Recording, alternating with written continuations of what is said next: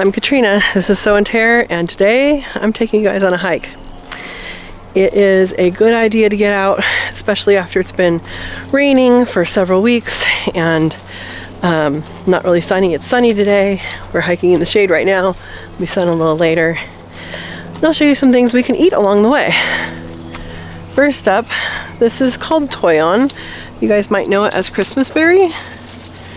And these have little red berries, and they can be cooked and eaten. However, they're not tasty. I really think that it's a survival food and not a, hey, let's go foraging food.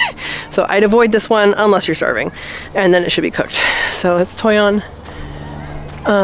We have something you should not eat. This tree up here, it's leafing out. We'll see it later. That's a buckeye, California buckeye. Those shouldn't be eaten unless you absolutely know that it's been leached appropriately and get all the toxins out. Then you can eat it, but it has some pretty strong toxins. So, all right, guys, if you watched my foraging video from, I think it was last year, put a link up here.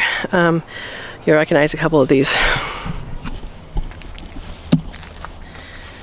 This right here is gallium, also known as cleavers or bed straw. That's edible, it's cooked. This is miner's lettuce, high in vitamin C. And you eat that just raw, it's good. This is a thistle. Thistles are edible, but not all of them are that tasty. So along these trail cuts, you'll often find things like ferns growing, and it's kind of cool. There's one fern here called the golden fern. This little guy right here, and on the back side, usually, it doesn't have it right now, but usually if you like have a piece of clothing and you put the backside on that, it does basically like a stamp, and it's like golden, so that's why I called that. Anyway, there you go. So it's always good to get outside time. I don't always get enough of it anymore. I used to get a lot of it, and now I do a lot of computer stuff. I work a lot from home, so I don't get as much outside time, hiking time as I used to. I used to hike every weekend. Then, of course, I bought the house, and the house needed work. So that didn't work. That didn't happen anymore. Always good to get some vitamin D out in nature, and it's actually a point on the top of your head that, I forget the name of it, but that kind of absorbs the most sunlight, and it's really good to just get a lot of sunlight in short amounts of time. You know, bring a hat. I have a hat with me, and then you won't get sunburnt, but you also get the benefits of the sun. So something else that we might see, actually haven't seen yet, is a bunch of mushrooms. It's a pretty flower. I don't recall the name of this one. I should know it.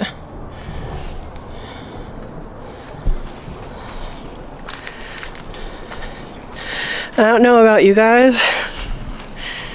I love the character of dead trees. Like, they just have, they always look very interesting and unique, and I don't know, I like them. Anybody else like dead trees? Not like a whole forest of dead trees, just the fun looking ones. Here's some little white flowers amongst the poison oak and the coffee fern. This is called coffee fern. I think because of the color of the little branches. It's a pretty one. So you'll notice little microclimates amongst the road cuts here. A lot of the trails in the Bay Area are very wide. So like a vehicle could drive up here if they wanted to. I don't know why that is. Growing up in Oregon, we didn't have that. A lot of the trails here aren't like that as well, but a lot of them are. You know, up in Oregon when I grew up, a lot of the trails were just trails. You walked on, and you know, maybe a horse was on it, and that was the widest thing on the trail. So anyway, We can go that way. That's the width of a trail that I'm used to seeing. But we're sticking on the main trail. Well, one thing about these glasses is they're polarized and I can't see the screen at all. It's all black. So these are the hills behind, and has the Coast Range in California. So I told you guys we find this everywhere, right? Recognize this? Recognize the linear leaves? This is a plantain, English plantain. There's the flower spikes. Really good medicinal plant to know. Guys, you look up there, we have a red-tailed hawk at the top of that tree. Let's see. Right in here somewhere. There it is. Oh, you gonna fly? Or are you just showing us your butt? Just showing us your butt. Okay. Oh, there you go. Red-tailed hawk. Ooh, it's after something.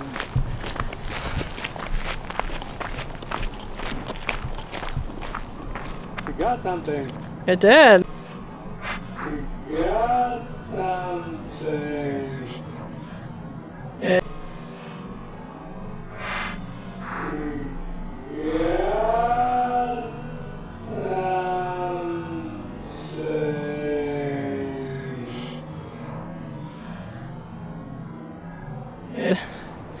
Oh, You missed it? never seen that.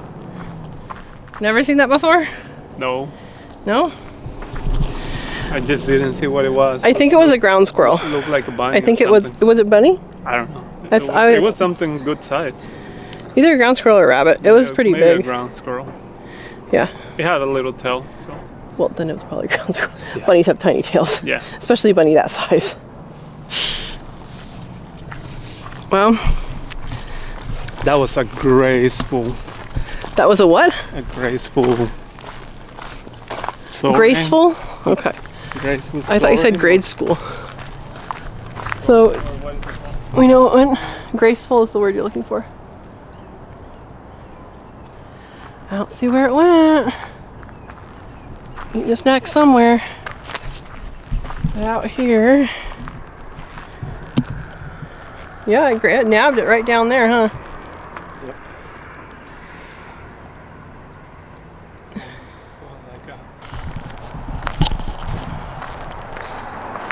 Take you guys down this trail. It might speed this up.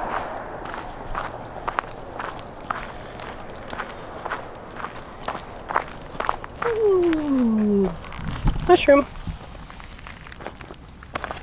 Not an interesting looking one.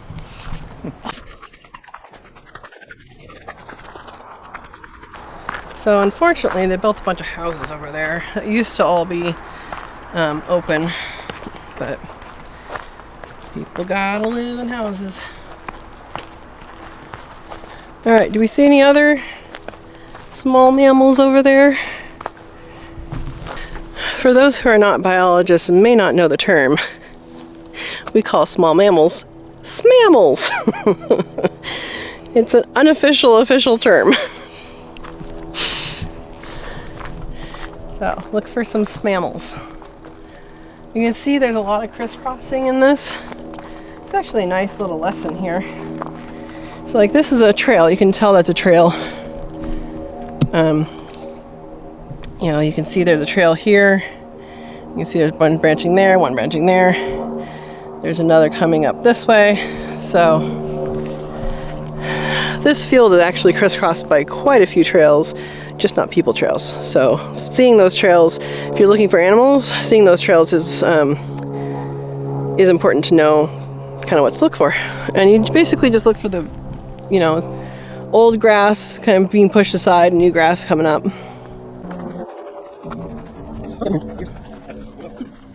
So this is good habitat for quail, or native quail, the California quail. This is really good habitat for them coming into the coyote brush. This is chaparral.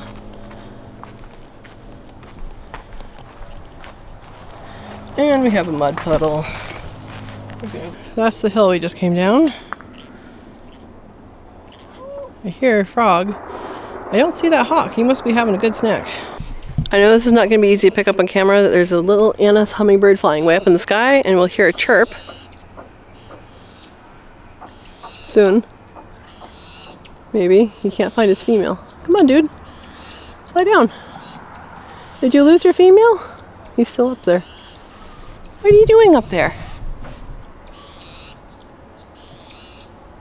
What are you doing?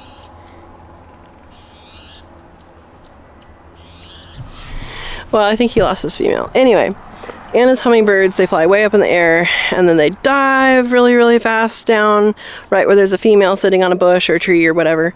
And when they are at the end of their dive, they turn sharply upwards and fan their tails at the same time. And what that does is it creates a chirp, a really loud chirp, and then they fly back up. So it's not sexy to me, but apparently female Anna hummingbirds love it when a male comes and screams in their ear and then runs away. Not my style. I think he lost her. He flew up and then he didn't come down. You see him? No, but what is that? Is that a bird? Yeah, that's a bird. Okay, we can't see that on there. Really high up. All right, we are going to go down this trail and see what we find.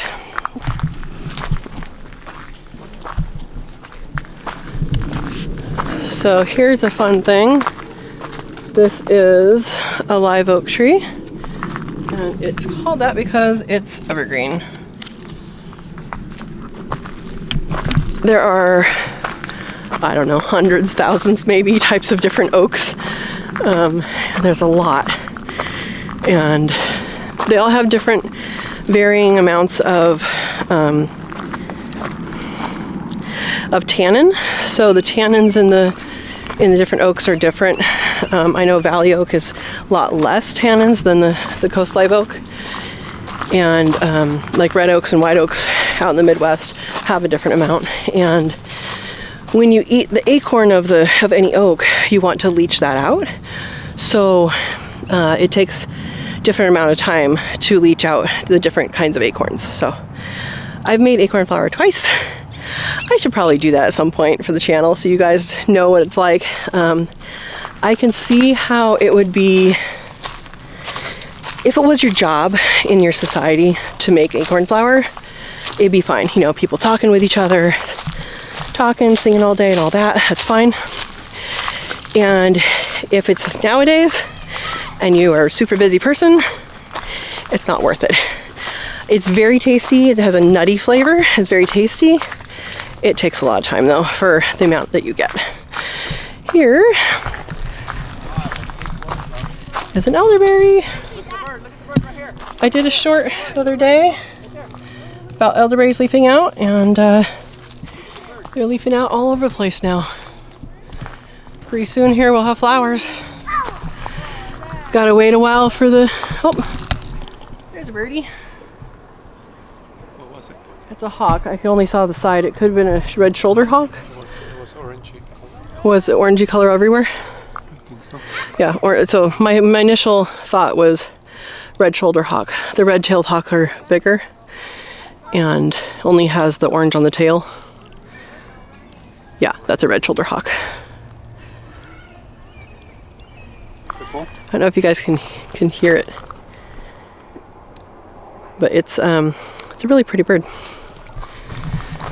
Anyway, for the elderberry berries, they get ripe at the end of summer. So the only things edible on this tree are the flowers and the ripe berries, which are like this on the tree.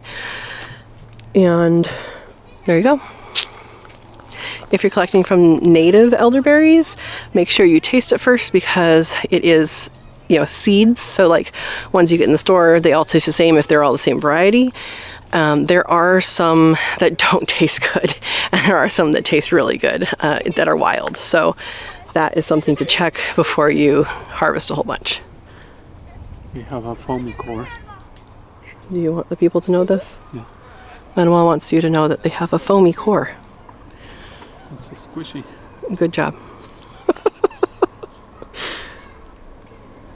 Oh, there we go. Sorry, that was a Cooper's hawk. I did not get any video of that. Cooper's hawk just flew over. A what? Cooper's hawk. Small one? It's smaller than the other two, yeah. Sharp-shinned is even smaller than that. So this is the walk. I don't know what all you guys want to know, or it's just a nice little stroll. Oh, here's another plant we can eat. There we go. No idea if I'm picking that up. That's a red shoulder. Red shoulder hawk. And this doesn't have a very good zoom on it. Maybe I can zoom in. Oh, I see what's happening. There's another one? Yeah. There's two over there.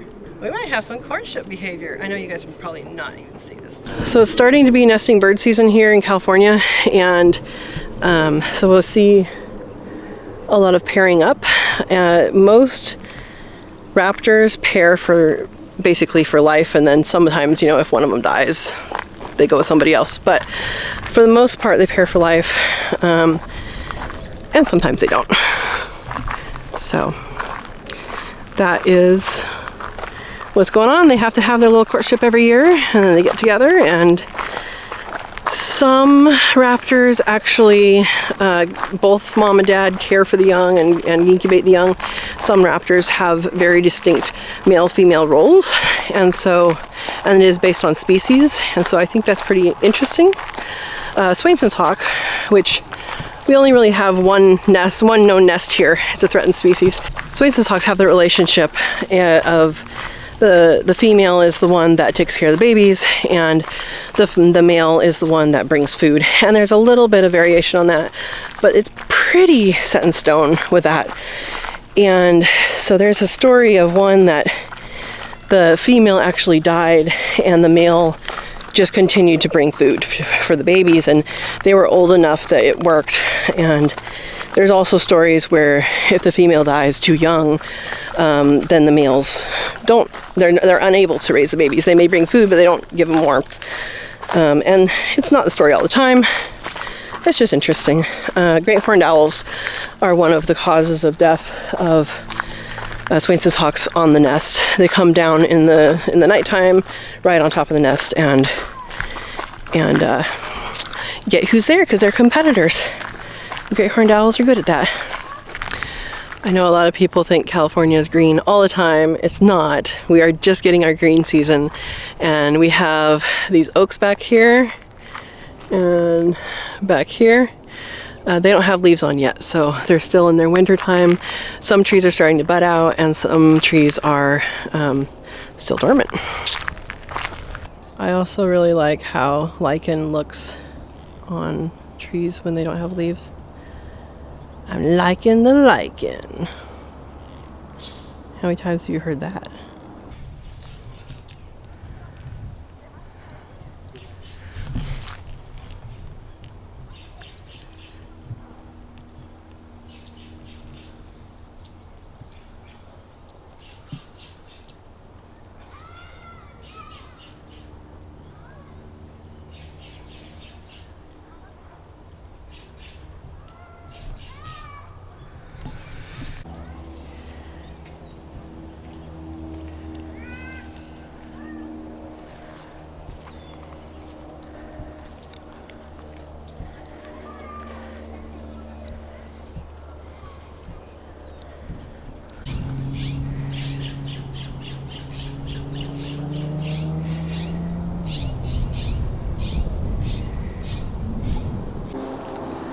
Look at all this lichen.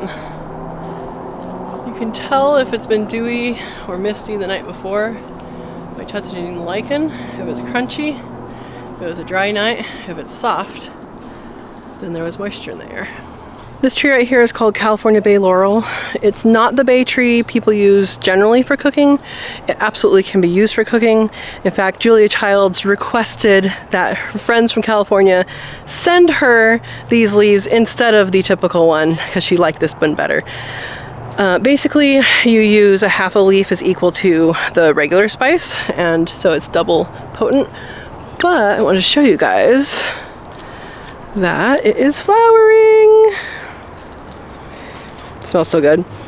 They have little bay nuts, which look like little teeny tiny avocados, which are also edible. They have a pit. It's mostly pit.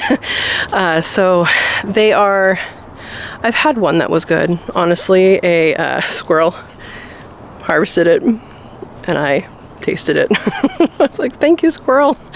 Anyway, I left the rest of it so he can have it. But yeah, they're kind of like little avocados, but kind of don't taste like avocados. Same texture though. This is poison oak, and leaves of 3, let it be. It's super shiny. That third one looks like it got eaten somehow. But this is a leaf, 1 leaf right here with 3 little leaflets. 2 are right on the stem and 1 is extended outward. That is poison oak. There's what it looks like when it's first starting to leaf out. And so you don't want to touch that as well. This one has, I mean, you can see how shiny it is. This one has little flower buds starting right below here. But yeah, you don't want to touch that. Even if you're not allergic, other people might be. And the oil stays around. So things like your glasses, make sure you use alcohol in them too if you got into it. Things like your steering wheel. There you go. We found some ants. They're not Argentine ants because they're red in the middle. I don't know what kind of ants there are. There are like hundreds or thousands of kinds of ants. But they don't really seem to be going in a particular direction. Not sure what's going on here. Here is our native blackberry. Also leaves of 3, but it's prickly. There's a bunch of it right there. And alongside the blackberry is this cool plant. This is called mugwort. This is the cure for poison oak. You chew it, you spit out all the juices, and you rub it on, and that's supposed to get rid of the poison oak. I've never had to use it, but that's what it looks like. Always good to know the cure, and it's usually in nature not too far away from the cause. Alright, if you watched my foraging video, you might be able to know this plant. This is called curly dock, and it is edible. It's salty actually, so if you cook it, don't add salt. Yeah. So, this is curly dock, and you eat the leaves. You can also eat the seeds when it has the seed stalk or seed spire. And there you go. So the trail has narrowed and we're getting down to a waterway. We have lots of different kind of unnamed waterways. It's not a creek, it's something that is dry and it goes into a creek. So it might have water because we just had a bunch of water. And this would be going into Uvis Creek. And let me show you the bridge.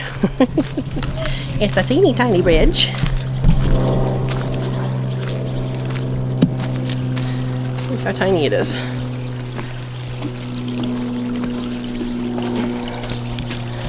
There's water on this side.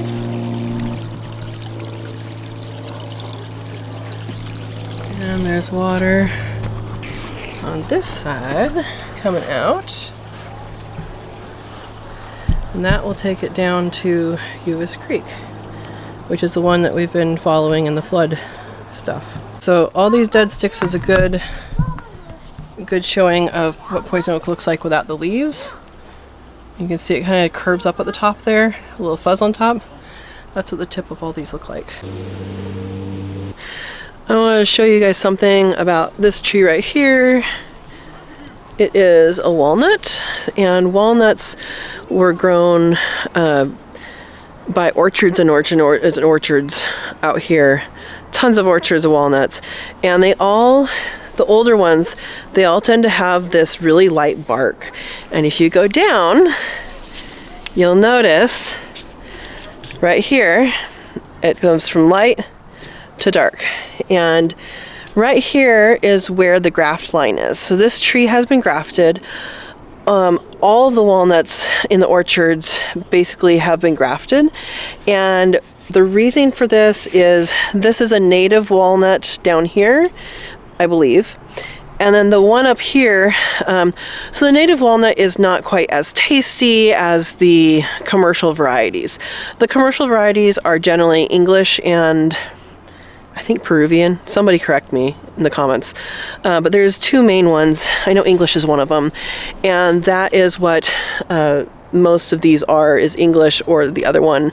And they don't grow well in California soils. California soils around here, at least, California has huge, we have tons of soils, but in this area, it's high clay content, and clay is really good because it holds a lot of nutrients, but it's also really bad because it holds a lot of water. So if the tree is subject to root rot, then that is not going to be good for the tree. So these trees do better on a better rootstock. So that's one reason to graft trees. That's one reason why orchards and orchards and orchards of these grafted their trees. Also, you get the same variety if you graft the same thing on top. The other thing you're going to see is most orchards out there are grafted because if you want a name variety, you have to use a name variety to get a name variety. So like here's another one, and you can see that graft is right there. We're just in a park. There's a graft right here. Again, these are really old trees, but you can see the graft line, mostly because it has a different color bark. So if you're considering grafting, learning to graft, I do have a video. I'm going to do another video here coming up on grafting. And if you're local, in Santa Cruz, Live Oak Grange, we had to change our date. So there is a grafting course, Live Oak Grange in Santa Cruz on the 24th of February, 2024. So it costs to get in. I think it's like $25, but you get to learn how to make your own tree. And you will also have rootstocks, so you can make your own tree there. So that's exciting. So I'll also be volunteering there as well. So there you go. I hope you enjoyed this little walk, and we ended up in the park, part of the park. But I hope you enjoyed going on this little walk with me, little hike, and learning some things and having some adventure time. I know this is a little bit outside of my normal content of homesteading. You know what? Sometimes you got to get out there into different areas and experience different things. So if you like the video, please hit thumbs up, share it around. This is Gilroy, California Park, and people know what's out here. People know what's going on. And if you haven't subscribed yet, please subscribe. Have a wonderful day, and thank you for watching.